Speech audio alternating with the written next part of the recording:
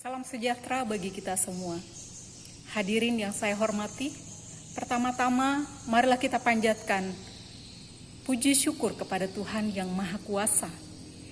Atas anugerahnya kita masih diberikan kesehatan dan umur yang panjang untuk menikmati kehidupan ini. Pembahasan kali ini adalah dampak COVID-19 pada kegiatan belajar dan mengajar di PAUD Kayu Manis. COVID-19 yang juga dikenal dengan sebutan virus corona adalah virus yang menyerang sistem pernafasan manusia. Penyakit akibat infeksi virus ini disebut dengan COVID-19.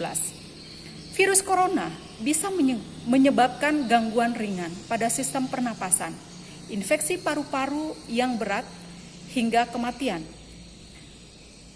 Virus ini dapat menyerang siapa saja, mulai dari lansia atau golongan usia lanjut, orang dewasa, anak-anak dan bayi, sampai ibu hamil dan ibu menyusui.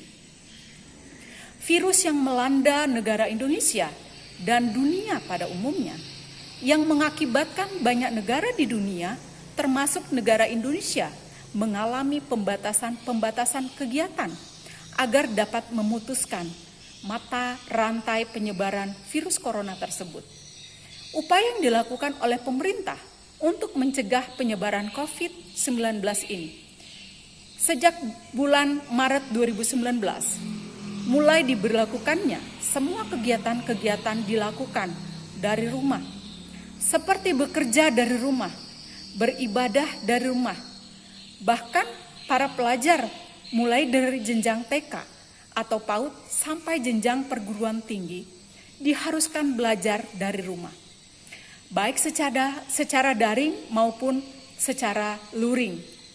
Semua lapisan masyarakat dihimbau untuk melakukan 5M, diantaranya menggunakan masker, mencuci tangan, menjaga jarak aman, menjauhi keramaian, dan mengurangi mobilitas. Upaya yang dilakukan oleh pemerintah demi pencegahan penyebaran COVID-19. Dalam dunia pendidikan, kondisi ini mengharuskan semua orang untuk mengikuti himbauan pemerintah agar melakukan kegiatan belajar dan mengajar dari rumah dengan sistem daring maupun luring. Di daerah Kutai Barat, semua pihak dipaksa untuk beradaptasi dengan sistem dan metode pendidikan yang baru ini, yaitu secara daring maupun luring, khususnya bagi daerah yang belum tersentuh jaringan internet. Tidak lagi melakukan kegiatan belajar dan mengajar dengan cara tatap muka, sehingga siapapun dapat melakukan kegiatan belajar dan mengajar, asalkan ada jaringan internetnya. Kondisi pandemi ini memiliki dampak positif dan dampak negatif. Dampak negatifnya adalah dirasakan oleh semua lapisan masyarakat, seperti mengalami kekhawatiran akan terpaparnya virus corona yang mematikan, perekonomian merosot, pendapatan menurun, kebebasan dalam bekerja, beribadah dan belajar dibatasi. Hanya dapat dilakukan di rumah-rumah. Namun dari dampak negatif tersebut bisa menjadi dampak positif, seperti semua bekerja, belajar, beribadah harus dilakukan dari rumah masing-masing. Artinya dampak positifnya adalah hubungan keluarga semakin terjalin dengan erat, karena waktu lebih banyak di rumah bersama-sama dengan keluarga dibandingkan sebelum kondisi pandemi ini. Dalam dunia pendidikan khususnya, kondisi pandemi ini mengharuskan semua pihak untuk mengenal sistem belajar daring atau dalam jaringan yang sebelumnya cukup asing di semua kalangan. Namun sistem belajar secara daring harus memaksa semua orang agar berupaya untuk menyediakan perangkat yang memadai, paling tidak handphone, laptop, atau komputer, serta jaringan yang memadai. Sistem pendidikan dulu dapat dilakukan dengan cara tatap muka, namun sekarang berubah menjadi tatap layar, baik layar handphone, tablet maupun komputer. Semua interaksi menjadi serba digital yang mengharuskan semua pihak untuk belajar menggunakan secara maksimal perangkat-perangkat elektronik seperti HP ataupun laptop. Karena keadaan ini belum dapat diprediksi kapan akan berakhir. Oleh karena itu, belum ada kata terlambat untuk belajar segala sesuatu untuk menambah ilmu dan pengetahuan terhadap masing-masing kita. Bahkan usia tidak menjadi batasan untuk tidak belajar dan mengembangkan diri. Proses belajar dan mengajar secara daring sangat dipengaruhi oleh ketersediaan jaringan internet dan tentunya keberadaan kuota juga sangat mempengaruhi kelancaran proses belajar dan mengajar di dunia pendidikan. Jika hanya sekedar pintar atau pandai, teknologi internet mungkin bisa menjadi lebih pintar, bahkan mampu menyajikan dan memberikan segala macam informasi yang dibutuhkan. Namun, peran pendidik atau guru yang tidak dapat diambil alih oleh ilmu teknologi adalah menanamkan nilai-nilai moral pada anak didiknya. Sehingga sesungguhnya peran guru tetap tidak bisa digantikan oleh kecanggihan ilmu teknologi.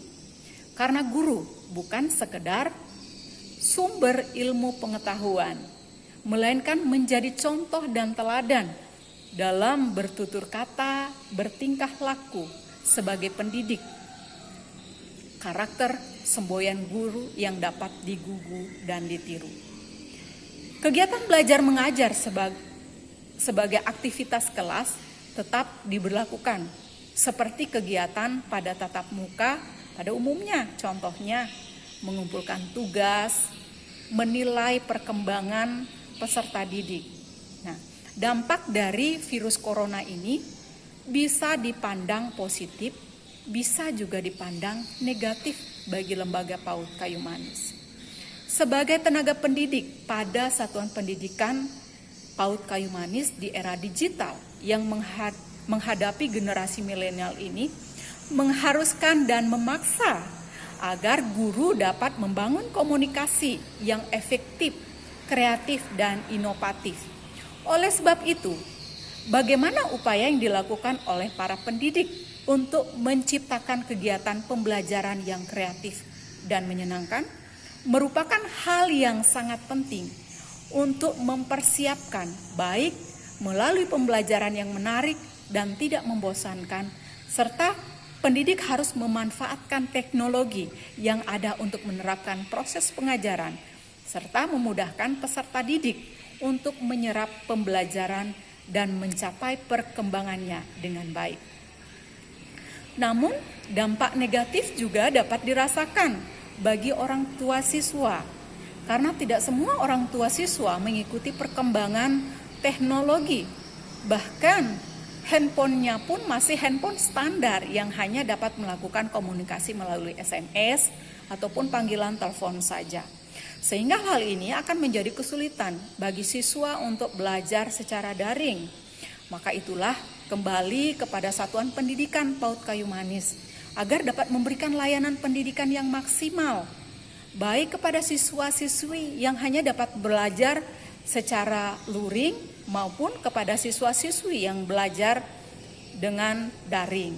Dengan kata lain, ini adalah tugas ekstra bagi guru untuk dapat memberikan layanan yang terbaik kepada siswa-siswinya sehingga kegiatan belajar dan mengajar tetap dapat dilakukan secara maksimal. Demikian ulasan yang dapat saya paparkan.